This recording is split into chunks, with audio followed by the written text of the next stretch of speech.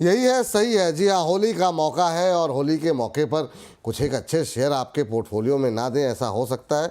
बिल्कुल नहीं हो सकता है। तो उसी की जानकारी के लिए चलते हैं सीधे हैदराबाद अरुण जी के पास।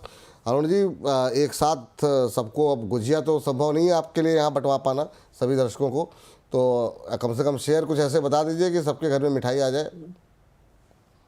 विपुल जी, होली का टाइम है और वैसे भी नेगेटिव्स है काफी मार्केट में, तो हो सकता है होली के साथ होली का दहन में भी मार्केट के नेगेटिव्स भी वापस जाते हुए नजर आए और कुछ पॉजिटिविटी मार्केट में भी आए और पोर्टफोलियो में भी आए। पर दो सेक्टर विपुल जी जो मुझे अच्छे लग रहे हैं, मैंने लास्ट टाइम भी आपसे डिस्कस किया। ऐसा नहीं कि पूरे स्टॉक्स अच्छे हैं इन सेक्टर में, पर पावर और डिफेंस में मुझे लग रहा है मोमेंटम कुछ कुछ स्टॉक्स में अच्छा है। तो पहला स्टॉक अगेन मुझे लग रहा है आरईसी लिमिटेड में बाई करने की सलाह है। 406 407 के आसपास स्टॉक चल रहा है, इसको इसको करंट लेवल पे बाई करें। स्टॉप लॉस काफी छोटा है, 399 का स्टॉप लॉस है और 427 तक मुझे लग रहा है आरईसी जाना चाहिए। तो पहला स्टॉक पावर स्टॉक से या power finance rural electrification company इसका नाम है, तो इसको बाई करें। सेकंड मैचडॉक में मुझे लग रहा है अच्छा मोमेंटम है। मजगाउन डॉक जो कि डिफेंस की कंपनी है, 2320 के आसपास बाई करें, 2279 का स्टॉप लॉस लगाए, 2478 तक मुझे लग रहा है जाना चाहिए। तो विपुल जी दोनों ही स्टॉक शॉर्ट टर्म के लिए स्टॉप लॉस टारगेट लगा के बाय करके चल सकते। चलिए, तो इस बीच आरईसी खरीदने की सलाह दी गई है और साथ ही साथ यहाँ पर मजगांव डॉक पर भी खरीदारी करने की सलाह अरुण जी की तरफ से दी गई है। और इन दोनों शेयरों पे जो है आपको जो स्टॉप लॉस दिया जा रहा है, एक बार नोट कर लीजिए, आपको 408 रुपये के आसपास खरीदने की सलाह दी जा रही है जो है। और यहाँ पर स्टॉप लॉस आपको 399 का रखना है और जो लक्ष्य हो सकते हैं वो 427 के लक्ष्य के लिए आपको खरीदारी करके चलना है।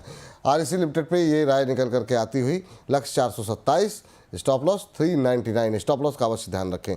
दूसरी है मजगांव डॉक। जी हाँ, काफ़ी टाइम के बाद पीएसयू जो है डिफेंस में जो है खरीदारी की सलाह कम से कम टॉप पिक के रूप में आई है। ऐसे तो हम लोग बताते रहते हैं, लेकिन टॉप पिक के रूप में बहुत काफ़ी टाइम बाद आया है। मजगांव डॉक आप खरीद के चलिए, 2320 रुपये के आसपास खरीदने की सलाह है। स्टॉप लॉस 2279 का स्टॉप लॉस रखने की सलाह है और ऊपर की तरफ 2478 ये लेवल देखने को मिल सकते हैं। सर, ये टाइम फ्रेम क्या रखें? 2 हफ्ते, 2-3 हफ्ते या 2-4 महीने? आपकी टिप्पणी क्या होगी? मुझे क्लियरली एक हफ्ता या 5 दिन ले सकते हैं। एक हफ्ते में 5 सेशन का ही टाइम फ्रेम रखें। टारगेट स्टॉप लॉस दोनों छोटे हैं, तो प्योर ट्रेडिंग बेट है, कोई लॉन्ग टर्म का नजरिया अभी नहीं है। वैसे स्टॉक्स लॉन्ग टर्म के लिए दोनों अच्छे हैं, पर जो लेवल्स है वो प्योर शॉर्ट टर्म के लिए ही है। स्टॉक्स दोनों लॉन्ग टर्म के लिए अच्छे हैं, लेकिन लेवल्स लॉन्ग टर्म के नहीं है, शॉर्ट टर्म के हैं। एक हफ्ते के अंदर यानी अगले फ्राइडे तक जो है या तो लक्ष्य पूरा हो जाए या स्टॉप लॉस कट जाए। तो उम्मीद यही है कि इसमें अच्छे आपको मुनाफे हो।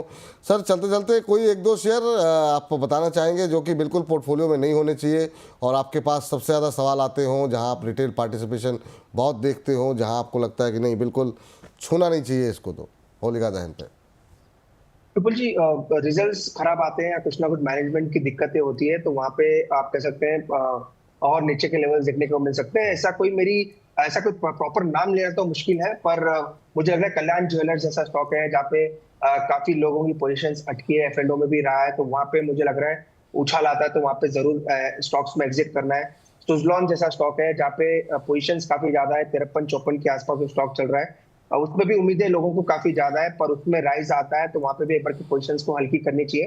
पर मुझे लग रहा है विपुल जी सुजलॉन से मैनेजमेंट में कोई दिक्कत नहीं है, पर स्टॉक एकदम आप कह सकते हैं बड़ा करेक्शन दिखा चुका है और ऊपर में वापस सेलिंग आ सकती है।